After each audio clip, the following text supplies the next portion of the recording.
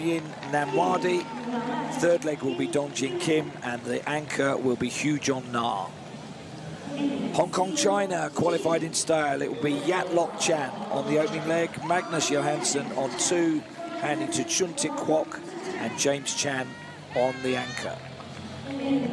Great Britain and Northern Ireland, Jake Odie Jordan, the medalist in the 200 metres, sets off to Joel Masters, and then it's Dean Patterson with Teddy Wilson on 4. Trinidad and Tobago have Che Jean-Marc Wickham, Kadeem Chinapu, Hakeem Chinapu, and Dylan Woodruff as their 4. And on the inside, into Franklin Ewa Jarfoy, Sebastian Sultana, Zachary De La Rocca, and Gout Gout, the golden boy of Australian sprinting. They're in lane 2. The seeded lanes here are 5, 6, 7, 8. There is Gout Gout, only 16. First chance to see him. We mentioned yesterday, when athletes yawn in this situation, it's tension, not boredom. Body trying to subconsciously get more oxygen on board. So here we go. Jamaica, probably the favourites. Korea were so slick in qualification. If they can do that again, they're a handful for anybody. And Great Britain and Northern Ireland will want a medal from this. Baton changing, crucial. France have gone out pretty well on the outside with Delomine. How's the baton changeovers? Everybody's away, but it wasn't too clever for Trinidad and Tobago. And once again, Korea are going well. And they gain on the changeovers. The incoming runner falls to the floor, but his job is done. Korea leading, France going well. Great Britain and Jamaica. And Gout Gout has the baton, but it's a slow changeover on the inside. Great Britain and Northern Ireland being hunted down by Jamaica. In the closing stages, it's going to be... Oh! Who was it? Between Great Britain and Northern Ireland, the momentum was with Jamaica. He thinks he's got it. And he's right. 39.18, 2 100ths ahead of Great Britain and Northern Ireland, with Thailand and another national junior record in 39.39. Well, Gout Gout never got a chance to show what he can do there, because he was almost stationary when he actually got the baton within the box. We'll watch that on the changeover. Jamaica are having a day, aren't they? They practiced and drilled their changes, didn't they? And I think it showed for both teams there, but it was phenomenal running by DeAndre Daly on that last leg to reel in the British team with Teddy Wilson on that final leg. He's having another look at the screen. 2 100ths. It was just momentum with Jamaica. Thailand have the individual medalist from the 100, Boonsong. On another day, he could have been the champion. The other 3 won't have got anywhere near international medals. This is class. And hats off to Korea for the way they've risen above themselves. So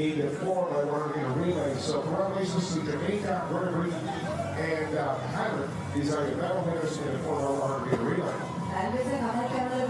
So it is silver medals for Great Britain and Northern Ireland celebrating. They're all a bit overcome, these guys. Sorry. No, they definitely are.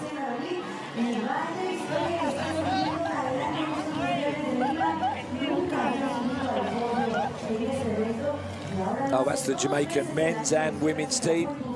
Both struck gold. Watch this change over to Gout Gout on the inside. He was ready to roll. He perhaps went a bit soon. Had to slam the brakes on and then go again. Otherwise, Australia would have been in the mix, but if my grandmother had wheels, she would have been a bike. On the outside, France, it's a late surge, but look at the momentum with Jamaica. They're still down at this point. Final 10 metres, gets level and goes ahead.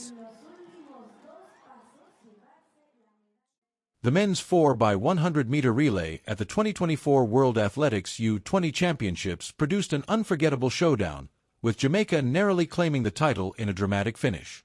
Anchored by DeAndre Daly, the Jamaican quartet delivered near-perfect baton exchanges, edging out Great Britain and Northern Ireland by a razor-thin margin of 0.02 seconds.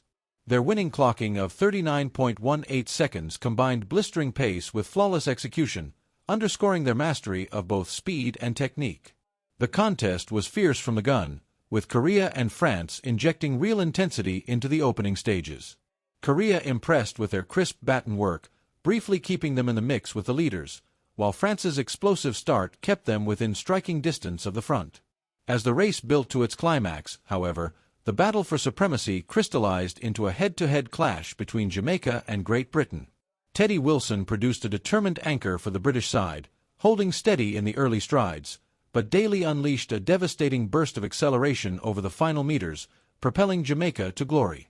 His closing surge evoked memories of past Jamaican greats, reinforcing his rising stature on the global sprinting scene. Thailand made history of their own, snatching the bronze medal while lowering their national U20 record to 39.39 seconds. Their performance, highlighted by a powerful anchor leg, signaled the growing sprinting strength emerging from Southeast Asia. One of the most discussed moments came from Australia's rising star Gout Gout. Despite his remarkable raw speed, he received the baton in a disadvantaged position that disrupted his rhythm and forced him to slow briefly before regaining momentum. That lapse cost Australia dearly, removing them from medal contention. The slip underlined how in relays, seamless transitions are often as decisive as individual brilliance. Though Gout Gout's explosive qualities remain undeniable, this race demonstrated that precision and coordination are just as vital as pure velocity when medals are at stake. Jamaica's success in the men's relay echoed their triumph in the women's event, sealing a golden sweep that reaffirmed the island's sprinting legacy. Once again, the Caribbean nation showcased why it continues to be regarded as the heartbeat of global sprinting, producing elite athletes despite its relatively small population. Looking ahead, excitement for the 2025 season is already mounting. Fans are eagerly anticipating the return of stars such as Shelly-Ann Fraser-Pryce and Shericka Jackson to their top form. With national trials and major international competitions on the horizon, the stage is set for another year filled with electrifying performances from both promising newcomers and established champions. Ultimately, the U20 Championships provided more than just medals. They offered a glimpse into the sport's future. The next generation of sprinters revealed their potential on a global platform, and many will soon graduate to senior ranks, chasing records and pushing the boundaries of human speed.